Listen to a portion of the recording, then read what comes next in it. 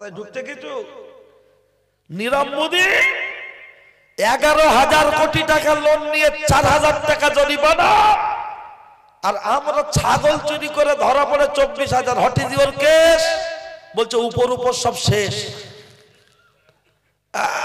ওই জন্য একটা নামটা তৈরি করেছি 3-5-15, ও নামটা ভুলে যেতে পারো, নূতন নামটা চোর একে চোর, 14 কানের চোর, 3 চোরে খরচ। বাকিটা বুঝে নেন ইতিহাস, ভাসুরের নাম বলা যায় না, বুঝে নিতে হয়। কারণ বললে ঠেকিয়ে দিল হলারে, চলে গেল বল চেম্বারে, 2 গ্লাস খেয়ে বলছে তো ঠিক আছে, তা আমিও আপনাকে আখ চিবাতে দেবো না, ডাইরে রস দেবো, গিলে নেবে, কাজ হোক আর না হোক। চিবিয়ে খাওয়ার যে একটা ফায়দা, মেশিন থেকে রস বার করলে সেই ফায়দা পাওয়া যাবে। আগে লঙ্কা হলুদ বাটতো, তাই তো, রান্না হতো কি, মাটির চুলো, কাঠের জাল, তুষ কুড়ো, গরুর গোবর হাতে করে ছেনে ছেনে, পায়ে করে ছেনে ছেনে দেয়ালের গায়ে লাগিয়ে দিত। আর নরেন্দ্র মোদী দখল করে বসলো দিল্লির গদি, তিনি বললেন আমি ক্ষমতায় এলে পেয়ে যাবে আচ্ছে দিন, নাচতে থাকো দিন দিন, টাকা দিতে হবে না ক্যাশ, ও ভাবি সবাই নিয়ে নাও গ্যাস। উজালা উজালা মনে নেই? যাক, আমাদের মা বোনেরা কাঠে রান্না করতো, পাকাটির জাল, এবার অত কালি হয়, ভালো করে মাছতে হয়, লোমগুলো পুড়ে যায়। যেই মাল গ্যাস এসে গেছে, দেখছে তো মাজার দরকার নেই, পানি বুলালেই মাল ক্লিয়ার। তখন গ্যাস ভরতে নিত কত, 400, তাই তো, মনে পড়ে না, 400। যেই সিলিন্ডার বাড়িতে বাড়িতে পৌঁছে গেল, দাম বাড়তে বাড়তে সেই সময় দাম গিয়ে দাঁড়ালো 1250 টাকা। এবার বাড়ির মদ্দা লোকের মাথা খেয়ে নিচ্ছে, বাড়ির আনো না গ্যাস, আনো না গ্যাস, আনো না। এবারে গ্যাস আসলো, একটা সিলিন্ডার শেষ, আরেকটা নতুন সিলিন্ডার আসলো। হঠাৎ দেখছে ও আমডাঙ্গার মোড়ে গিয়ে একটা ডিজিটাল হাঁড়ি, তরকারি হলে দেখে দেয়। ভাই বলছে একটা হাঁড়ি কেন না, বলছে কি হাঁড়ি, বলছে তরকারি হলে দেখে দেবে। চলো দোকানে, কিনলো হাঁড়ি, আসলো বাড়ি, তরকারি চাপালো তাড়াতাড়ি, হয়ে গেলে দেখে দিচ্ছে। প্রেসার কুকার, বড় ভাবি লেপ গেলাম, আবার হাঁড়ি ডেকে দিচ্ছে, মেজো ভাবি গিলে লাও, খেয়ে এই রাও। জিজ্ঞাসা করে ভাবি শরীর ভালো আছে? বলছে ভাই একদম ভালো না, গ্যাসে মাছি। তা দেওয়ার বলছে একটু কম খাও। বলছে কি খাই? রাত্রি 2টো রুটি, দুপুর বেলা 1 গাল ভাত, সারাদিন 2 বাচ্চা। আর চাচা, এই ভাবির শ্বশুর অর্থাৎ চাচাকে জিজ্ঞাসা করো, 76 বছর বয়স, চাচা শরীর ভালো আছে? বলছে আলহামদুলিল্লাহ। চাচা খাওয়া দাওয়া ঠিক আছে? তখন বৌমা ঘরের জানালা খুলে বলছে ও কথা বলো না, ও বুড়ো না, আমার শ্বশুর না, ধান কল জাদি মেরে দেয়, সরু ধান মোটা ধান, বিধান 2 মিনিকেট, যা দিচ্ছে মাল চলে যাচ্ছে। আর ও যা খাচ্ছে বলছে গ্যাস গ্যাস। তার মানে কার্বোটারের ডিস্টার্ব আছে না নাই? কি আর একটু বলবো না, শেষ করে দেবো? আর একটু শুনবেন?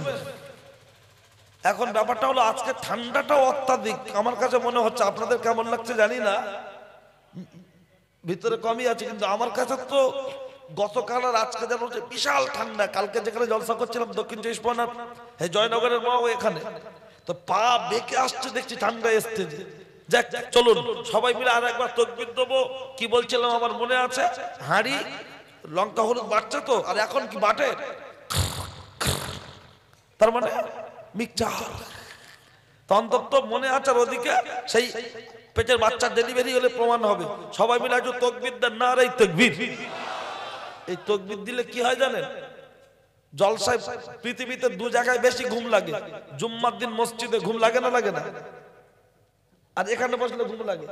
2 জায়গায় ঘুম লাগে, দেখবেন শুক্রবার ইমাম সাহেব খুতবা দিচ্ছে, ইয়ামুরুনা বিল আদলি ওয়াল ইহসান, চাচা ঘন ঘন দিচ্ছে হাটে টাট, ও চাচা ঘুমোচ্ছ? বলে আল্লাহর কিরে না। তা বলছে তুমি টোটোর মতো ডিশ ব্রেক মারছো।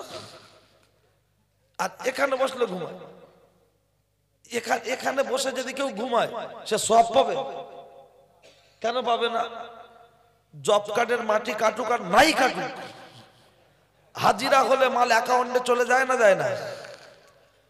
নেতার কাছের লোকের জীবনে মাটি কাটতে হয়? শুধু বলবে নামটা ধরে দিবি, ও টাকা পাবে, ওর বউ পাবে। তাহলে আল্লাহর ভান্ডার বড় না সরকারের ভান্ডার বড়? আল্লাহর ভান্ডার বড়। তাহলে আল্লাহর ভান্ডার যখন বড়, জব কার্ডে হাজিরা হলে মাল যদি অ্যাকাউন্টে ঢুকে যায়, আমরাও যখন এখানে বসেছি ক্লান্ত শরীর, ঘুম লেগে যেতে পারে। আমার আল্লাহ রহমানুর রহিম গফুরুর রহিম আপনাকে আমাকে তার রহমত থেকে বঞ্চিত করবেন না। সুতরাং সেই আল্লাহর জন্য একবার তাকবীর দেব, এতে কি হবে? আল্লাহ খুশি হবে, ঘুমটা ছেড়ে যাবে। কারণ যারা নাইটে কাজ করে, যারা বিমল খায় বিমল দেয়, যারা বিড়ি খায় তাদের বিড়ি দেয় না দেয় না? আমি আর বিড়ি দিতে পারবো? একটু চা দিচ্ছি, সবাই মিলে একটু নড়ে চড়ে নারে তাকবীর। আর এই আল্লাহু আকবারের ধ্বনি জীবনের প্রথম মিছিল করেছিলেন হযরত ওমর। আল্লাহ নবীর কাছে গিয়ে বলছেন, ইয়া রাসূলুল্লাহ মিছিল করব। আল্লাহ নবী বললেন, লোক কই মিছিল করবে? ইসলামের সবে শুরু, লোক অনেক দরকার।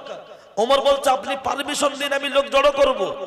ভালো করে তথ্যটা শুনে রাখুন, জীবনের প্রথম মিছিল, এই ছাত্র মিছিল, রাজনীতি মিছিল, কমিটি মিছিল হযরত ওমর করেছিলেন প্রথম। আর এখন তো সব দাদা দিদি করছে। তো হযরত ওমর বারবার রিকোয়েস্ট করে পারমিশন নিয়ে খুঁজে খুঁজে লোক জড়ো করেছে, মাত্র 10 জন। এপারে 5 জন, এপারে 5 জন দিয়ে হযরত ওমর মাঝখানে দাঁড়িয়ে বলছে লিল্লাহি তাকবীর। দুই পাশ থেকে 5 জন 10 জন বলছে আল্লাহু আকবার, আল্লাহু আকবার। আল্লাহর নবী বলছেন, ওমর এই মিছিল নিয়ে কত দূর যাবে? হযরত ওমর বলছেন, ইয়া রাসূলুল্লাহ আমি কলেমা পড়েছি, কিন্তু এখনো কাবাকে বুকের সাথে জড়িয়ে ধরতে পারিনি। আমার মিছিল অতক্ষণ পর্যন্ত চলবে না যতক্ষণ পর্যন্ত কাবাকে বুকের সাথে জড়িয়ে না ধরতে পারবো। আল্লাহর নবী বললেন, ওমর ওরা তোমার গর্দান কাটবে, চ্যালেঞ্জ করছে, তোমার মাথা কেটে নেবে, তোমার কি ভয় লাগছে না? হযরত ওমর বলেছিলেন, ইয়া রাসূলুল্লাহ যখন দুই পাশ থেকে 5 জন 10 জন আল্লাহু আকবার, আল্লাহু আকবারের ধ্বনি দিচ্ছে, আমার ঈমানি পাওয়ারটা এত বড় হয়ে যাচ্ছে, মনে হয় গোটা পৃথিবীর বেঈমানরা যদি একদিকে দাঁড়িয়ে যায়, তাদের বিরুদ্ধে যুদ্ধ করার জন্য আমি ওমর একাই যথেষ্ট। নারে তাকবীর, নারে তাকবীর।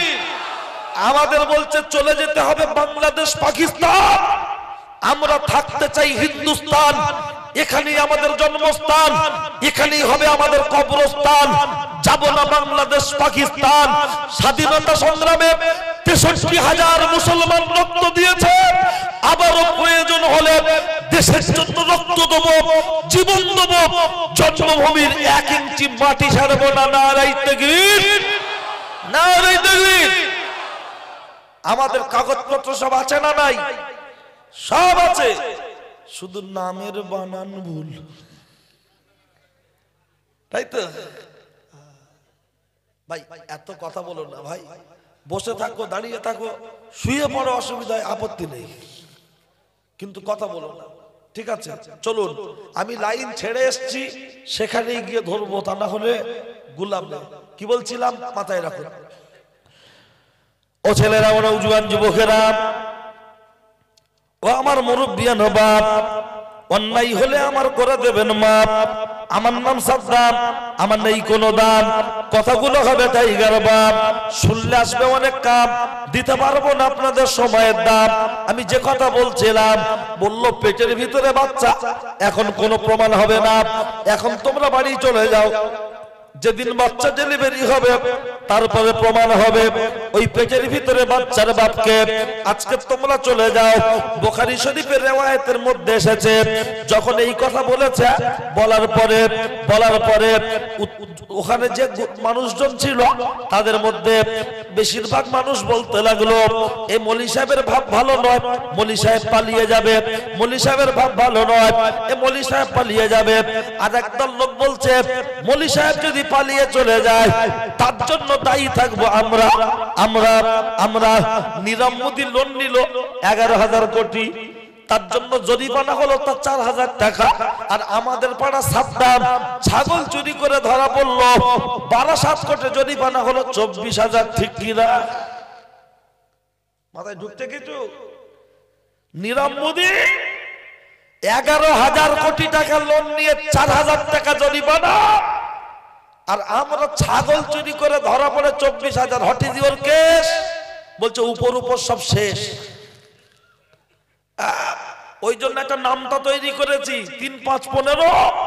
ও নামটা ভুলে যেতে পারো, নূতন নামটা চোর একে চোর, 14 কানের চোর, 3 চোরে খচ্চর। বাকিটা বুঝে নেন ইতিহাস। ভাসুরের নাম বলা যায় না, বুঝে নিতে হয়, কারণ বললে এখন চেপে ধরছে। ও ছেলেরা, বড় জওয়ান যুবকেরা, এই দুটো গ্রুপের মধ্যে একটা গ্রুপ বলল হুজুর যদি পালিয়ে চলে যায় তার জন্য দায়ী থাকবো আমরা, তার জন্য দায়ী থাকবো আমরা। কিতাবের মধ্যে এসেছে এমন চলতে চলতে একদল মানুষের সাথে চুক্তি হয়ে গেল। দিন আসে দিন যায়, রাত আসে রাত যায়, যাও বাড়িতে চলে যাও। বাড়িতে চলে গেল, পেটের ভিতরে বাচ্চা 3 মাস, 5 মাস, 7 মাস, 8 মাস, 9 মাস, বাচ্চা ডেলিভারি হওয়ার সময় চলে আসলো। আমি টুকটুক করে বললে এই 9 মাস পর্যন্ত আধ ঘন্টা বলতে পারতাম, কিন্তু বলবো না। তার কারণ আগেই বলেছি আখ চিবাতে দেবো না, ডাইরের রস দেবো, শুধু গিলে নেন। লক্ষ্য করলে দেখতে পাওয়া যায়। ও ছেলেরা, ও নওজোয়ান যুবকেরা, বাচ্চা যখন ডেলিভারি হওয়ার সময় চলে আসলো, বাচ্চা যখন ডেলিভারি হওয়ার সময় চলে আসলো, ডেকে বলা হচ্ছে এই মলি সাহেবকে ডাকতে হবে। বাচ্চা যেই হয়ে গেল, বাচ্চা শোয়ানো আছে, বাচ্চার বয়সটা মাথায় রাখবেন, বয়স হলো মাত্র কয়েক ঘন্টা। বাচ্চা শোয়ানো আছে, হুজুরকে ডাকা হলো। ও হুজুর, এই তো বাচ্চা শোয়ানো আছে, এই তো বাচ্চা শোয়ানো আছে, একবার তুমি প্রমাণটা করে দাও। প্রমাণ যদি তুমি করতে না পেরেছো, তোমার 12টা বাজিয়ে দেবো। মলি সাহেবদের একটু দুর্বল পেলে, হুজুরদের একটু সুযোগ পেলে, মানুষ অনেক বড় করে ধরে, অনেক বড় করে ধরে। লক্ষ্য করলে দেখতে পাওয়া যায়। ও ছেলেরা, ও নওজোয়ান যুবকেরা, যখন এমন করে ওই বাচ্চাটা শোয়ানো আছে, হুজুরকে বলা হচ্ছে এবার হুজুর তুমি প্রমাণ করে দাও, এবার হুজুর তুমি প্রমাণ করে দাও।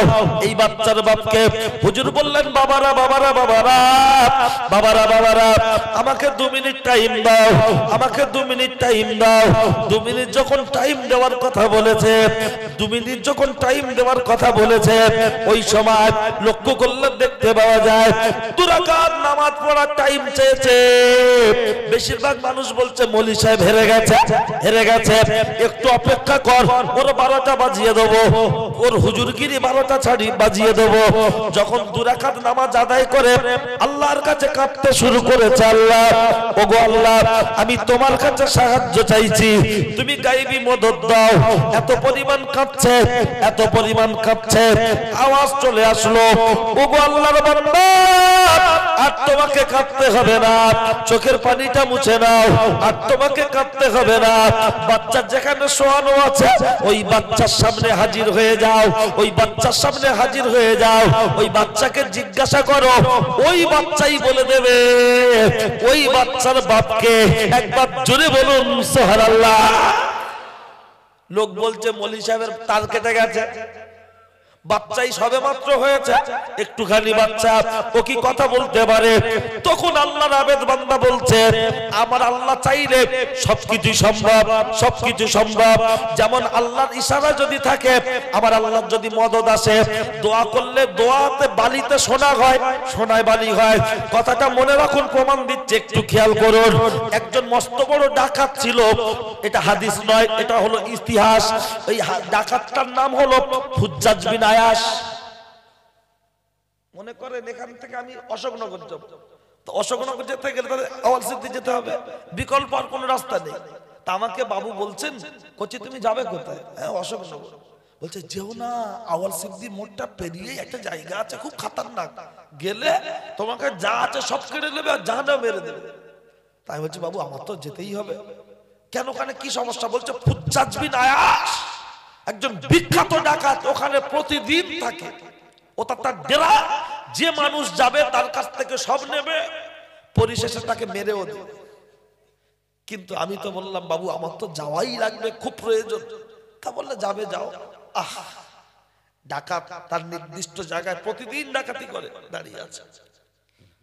আল্লাহর এক বান্দা ওই রাস্তা দিয়ে যাচ্ছে, আর যেই আল্লাহর বান্দা রাস্তা দিয়ে চলে যাচ্ছে, হঠাৎ ডাকাত তার কানে আওয়াজ চলে আসলো, ওগো আল্লাহর বান্দা, এমন ভাবে আর কতদিন জীবন যাপন করবে?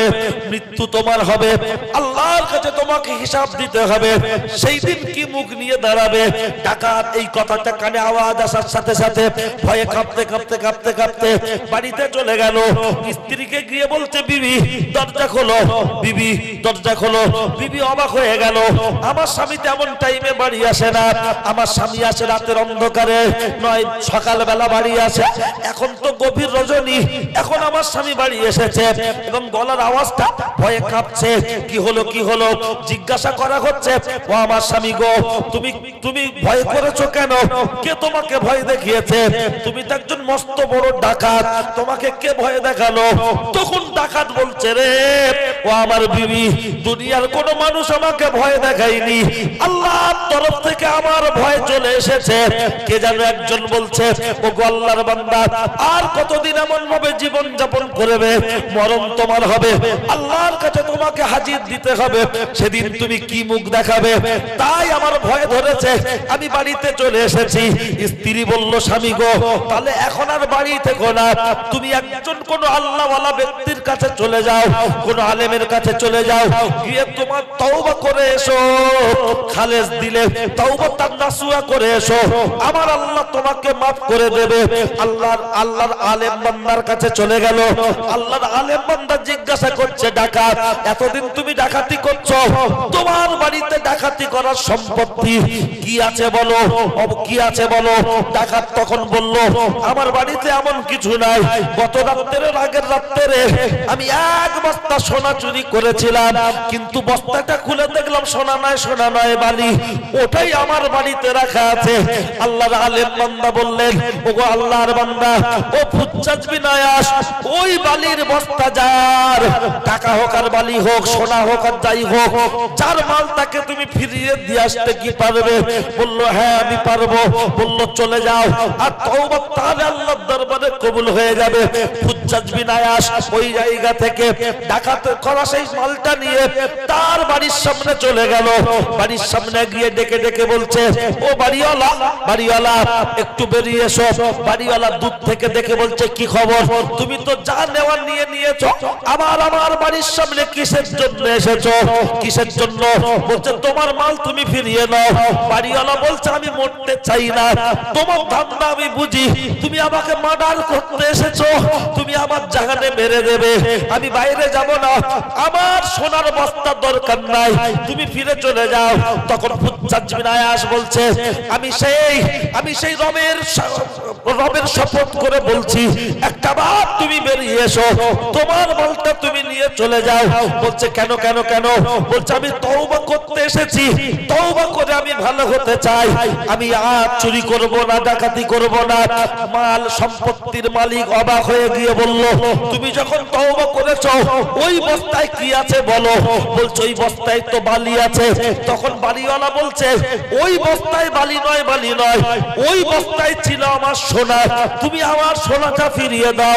ফুজ্জাজ বিন আয়াস দুটো হাত আল্লাহর কাছে তুলে বলছে, আল্লাহ আল্লাহ আল্লাহ আল্লাহ, ও তো বলছে সোনা, এখন তো দেখছি বালি, আমি তাকে কি দেবো? আল্লাহ তোমার কাছে সাহায্য চাইছি। এত পরিমাণ কাঁদে আওয়াজ চলে আসলো। ও ফুজ্জাজ বিন আয়াস ওই মালটা নিয়ে, ওই বস্তাটা শুদ্ধ তার হাতে তুমি ধরিয়ে দাও। ওই বস্তাটা নিয়ে যে হাতে ধরিয়ে দিয়েছে, বস্তাটা খুলে দেখছে এক বস্তা সোনা। তখন বাড়িওয়ালা বলল, ওতে আমার সোনা ছিল না, সোনা ছিল না, আমার এক বস্তা বালি ছিল, আমার বালি আমাকে দাও। তখন আবার বস্তার মুখটা বেঁধে দিয়ে আল্লাহর কাছে কাঁদতে শুরু করেছে, আল্লাহ ও তো বলেছে সোনা, তুমি তো সোনা দিয়েছো, আমি তার ঋণ শোধ করতে চেয়েছি, কিন্তু সে বলছে বালি ছিল, আমি কোথা থেকে মিটিয়ে দেব? একবার তোমার গায়েবী মদত চাইছি। এত পরিমাণ কাঁদলো, আওয়াজ চলে আসলো, ওগো আল্লাহর বান্দা, ওই বস্তাটা আবার ঘুরিয়ে তাকে দিয়ে দাও। ঘুরিয়ে দেখছে বালি। তখন ওই বাড়িওয়ালার মালিক বলতে লাগলো, ও ফুজ্জাজ বিন আয়াস, আমি তৌরাত কিতাবের পণ্ডিত, আমি তৌরাত কিতাবের পণ্ডিত, শুনে রেখে দাও, আমি পড়েছি তৌরাত কিতাবে যারা তওবার মতো তওবা করে, তারা দোয়া করলে সোনা বালি হয়, বালি সোনা হয়। তা তোমার তওবাটা কবুল হয়েছে কিনা আমি পরীক্ষা করে দেখলাম, তোমার তওবা কবুল হয়েছে। আমি তোমার হাতে হাত দিয়ে আমি ঈমানের কলেমা পড়তে চাই, একবার জোরে বলুন সুবহানাল্লাহ। আল্লাহ চাইলে কি না হয়। আমি তার জ্বলন্ত একটা দৃষ্টান্ত দিয়েছি। কি বলছিলাম? বাচ্চা শোয়ানো আছে, ওই বাচ্চার সামনে হাজির। এই পৃথিবীর জমিনে 3টি বাচ্চা কথা বলেছিলেন, দুধের বাচ্চা। আজকের বলার সময় নেই, ও তার মধ্যে একটা তো বাঁচতে যায়। শুধু এই একটা বাচ্চা কথা বলবে, ইতি টানবো। তার কারণ জলসা এখন যদি আমি দুটো রসের কথা ভালো বলতে পারি, অন্তত যুবকরা উঠবে না। কিন্তু ফজরের নামাজ গেল, দরকার কি বলছি বুঝতে পারছেন? তোমাদের তাবারক কি প্যাকেট করা আছে? প্যাকেট রেডি আছে তো? ঠিক আছে, আমি বললে দেবে, তার আগে যেন দেওয়া শুরু করবে না। লোকজন আছে, এদিক ওদিক হয়ে যাবে, তা না হলে। চলো, বাচ্চা শোয়ানো আছে, এই বাচ্চার সামনে গিয়ে দাঁড়াচ্ছে।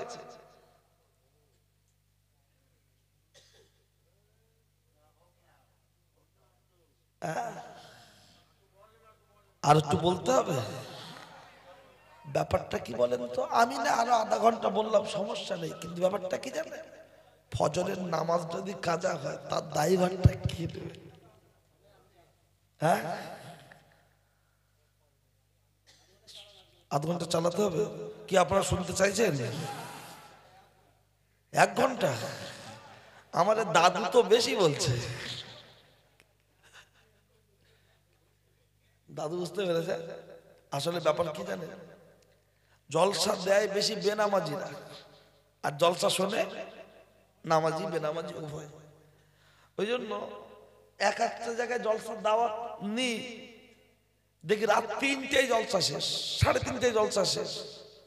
তা আমি তাদের বলি বলে আমারই বাদ দেশ তারা। মানে আমি কি বলেছি? আমি বলেছি এরা জলসা কমিটি, এরা হলো আলেম, এই নাম ইসলামের দুশমন। কেন?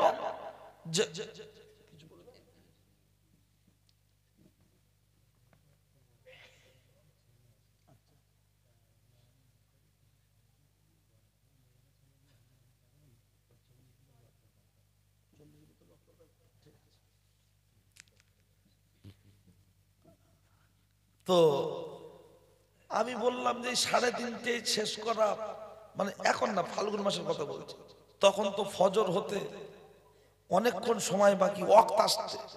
তো এই মানুষগুলো যাবে কোথায়? ফোনে যখন দাওয়াত লেখা হয় বলে, হুজুর আমাদের এখানে এরকম হয়। এবারে সব আমি জলসায় গিয়ে কমিটির বলি, ভাই জলসার দিন সব বক্তার বলো 10 মিনিট 10 মিনিট করে টেনে দিতে, লাস্টে যে টাইমটা থাকবে 40-45 মিনিট আমি একাই টেনে দেবো। বলো হুজুর ও চিন্তা আপনার করতে হবে না, আমাদের এখানে এরকম হয়। এবার জলসায় যাওয়ার পরে মনে করেন 2 ঘন্টা আমি ওয়াজ করছি, 2 ঘন্টা আমি ওয়াজ করলে মনে করেন ফজরের ওয়াক্ত আসতে কম বেশি 40-45 মিনিট, 55 মিনিট, 1 ঘন্টা 10 মিনিট 15 মিনিট বাকি ওয়াক্ত আসতে। এবার তখন নামাজি লোকরা বলে, ও হুজুর আমরা এখন কোথায় যাব? একদম আল্লাহ সাক্ষী। তো সে জায়গায় আমি আল্লাহকে খুশি রাখার জন্য নামাজিদের যাতে নামাজটা কাজা না হয় যতটা সম্ভব টেনে দিই। এবার প্রায় দিন যদি ভোরের বেলা জলসায় 1 ঘন্টা বেশি করতে হয়, 2 ঘন্টা আমার, আবার এদিকে 1 ঘন্টা, 3 ঘন্টা, এটা কি আমার দ্বারা সম্ভব? এই জায়গায় মাথা গরম হয়। কিন্তু কমিটিকে বলে দেখলাম আমারই বাদ দিয়েছে, আমার অপরাধ। আমি বলেছি 3টে বক্তা আমাকে দিয়ে, ওই 2টো বক্তাকে 15 মিনিট 30 মিনিট দিয়ে দাও, আমি 1-8 ঘন্টা টেনে দেবো। কিন্তু কমিটি বলে কিনা জানি না, আল্লাহই জানে। সে লাস্টে নামাজের দিকে ভেবে টানতে হয়। তা ঠিক আছে চলেন। ও ভাই রাগ করে চলে যাচ্ছে নাকি? ও যেভাবে উঠেছে কি বোমটো মারবে? ঠিক আছে চলে। একটু আবার নাড়াচাড়া না দিলে কারেন্ট ধরেছে কিনা ডাইরেক্ট গিয়ে হাত দিয়ে চেক করবেন না, টেস্টার দেবেন। অন্তত বাঁশ দিয়ে মারার দরকার, তা না হলে তো সব শুদ্ধ যাবে। চলেন, ও ঘুমের ঘরে আছে মানে। আর একটু তাকবীর দেবো সবাই, দিয়ে আগাবো। ঠিক আছে, বাচ্চা শোয়ানো আছে, কথা বলবে। আর একটা বাচ্চা কথা বলাবো ইনশাআল্লাহ। সবাই মিলে একটু নড়ে চড়ে তাকবীর দেন। মেয়েদের হালকা করে একটু দেবো, নারায়ে তাকবীর। এই আওয়াজ যদি হয়, ওরা আমার ধরলে আপনারা ছাড়াতে পারবেন? আপনারা আছেন বসে, ওরা আমার ধরবে কষে। এমনি তো প্রায় দিন বলে শুনি যে ও খেয়ে হবে। কারণ কেন বলেন তো? এই যে মহিলারা, এরা স্বামীর প্রতি খুব একটা খুশি না। দেখবেন নন্দায়ের প্রতি খুশি, দেওরের প্রতি খুশি, ওর বোনাইয়ের প্রতি খুশি। বলে তোমার কি আছে, যা করেছি আমার বেলা আমি এসে করেছি, দেওরটা বেশ ভালো, বোনাইটা বেশ ভালো, এর কিচ্ছু। এরকম কথা কানে আসে না? আসে না? মানে না শুকরিয়া, না শুকরিয়া করে চলছে। যে বান্দা শুকরিয়া করতে হচ্ছে, আল্লাহ শুকরিয়া কি করবে? সংসারে কেন বরকত হচ্ছে না, কেন অশান্তি হচ্ছে, এগুলো বুঝিনি। ইদানিং করে দেখছি মেয়েরা ভুরু চাচ্ছে, ভুরু। এই যে চোখ, এই নাক, এই গাল, এই সৃষ্টি, এর ভিতরে কোনো ভুল আছে? অন্তত একটু ব্যাখ্যা নিতে গেলে একটু চাঙ্গা হয়ে বসেন, তারপরে কথা বলাচ্ছি। সবাই মিলে একবার তাকবীর দাম তো দেখি, আর একটু মন খুলে নারায়ে তাকবীর। হ্যাঁ, অন্তত আওয়াজটা চার দোকান পর্যন্ত যাক। এখান না, দিল্লি।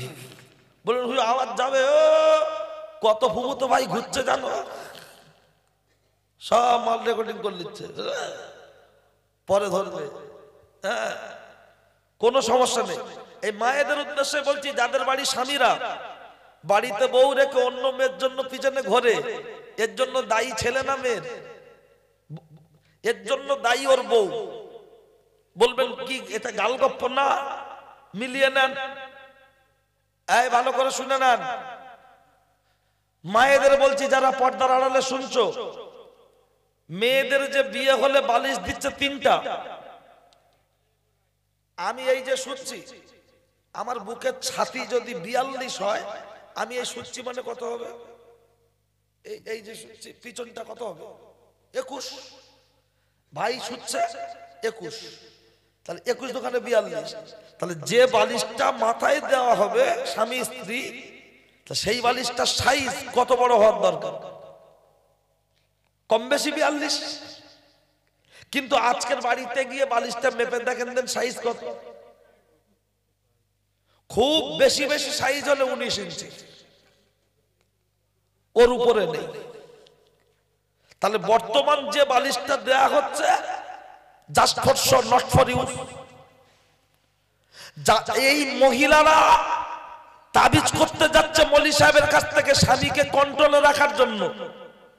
আর আমার মতো কিছু মৌলী সাহেব আছে, এরাও হাত চালছে। হাত চালার দোয়া শুনেছেন জীবনে? শুধু দোয়াটা শোনেন। কোথায় পাবেন? 32 পাড়ায়, আই ধারায়, পাই ধারায়, ডাড়ায়, পিঠের ডাড়া, যেখানে লেগে পক করেছে, ভাবির কাছে গিয়ে দাঁড়া। আচ্ছা, আর এ মেয়ে লোক বলেই যাচ্ছে, আমার স্বামী ফোন করে রং নাম্বারে, সেটা সেই বাঙালদের একটা বৌদি ধরে রেখেছে। তারপরে কিরম করে, আমার শাশুড়ি গাল দেয়, আমার ছেলে খায় না, শুধু আড়ে আড়ে চায়, সব বলে দিচ্ছে। এবার মৌলী সাহেব লাস্টে বলছে, কেস খুব জটিল। কেন ভাই? বলছে তোমার বাড়ির পাশে একটা গাছ আছে, ওই গাছে পাখি বসে ডাকে না? বলে হুজুর তুমি ঠিক বলেছো। তা পাখি গাছে বসবে না, তোর মাথায় বসবে? বলছে বাচ্চা আড়ে আড়ে তাকায়। তা 6 মাসের বাচ্চা যদি দোলনায় শোয়ানো থাকে বালিশে মাথা দিয়ে, ও এরম করে তাকাবে না? তো ও কি এরম করে উঠবে? এ মহিলা বোঝে কম, বুদ্ধি কম, বকে বেশি। হুজুর এবার বলছে, হুজুর হুজুর তখন বলছে, তুমি যদি একটু দেরি করতে বাচ্চা বাঁচত না। কপাল ভালো, তুমি ঠিক সময় এসে গেছো। বলছে হুজুর কে করেছে? বলছে বলা যাবে না। বলছে হুজুর একটু বলো না। বলছে বলা যাবে না। বলছে একটু বলো না। তখন বলছে তোমার শাশুড়ি। তার মানে আমার মা। কথায় বলে আসলের থেকে সুদের মায়া বেশি। দাদু দাদির নাতির উপরে মায়া বেশি। এমলি সাহেব 2 টাকা ইনকাম করার জন্য বাপ মার বিরুদ্ধে বিষিয়ে দিচ্ছে। পরিশেষে এ মহিলা তাবিজ নিয়ে শান্ত হচ্ছে, কিন্তু যাদের বাড়ির স্বামীরা বাড়িতে স্ত্রী থাকার পরেও 8টি প্লাটিনা রেখে 8 টিয়ারের দিকে নজর দিচ্ছে কেন? সবাই জানে 8 টিয়ারে তেল সার্ভিস বেশ খারাপ, তেল খায় বেশি, বুলেটে তেল খায় বেশি, কিন্তু লোক তেলের খরচা দেখে প্লাটিনা চাপতে চায়, স্প্লেন্ডার চাপতে চায়। আসলে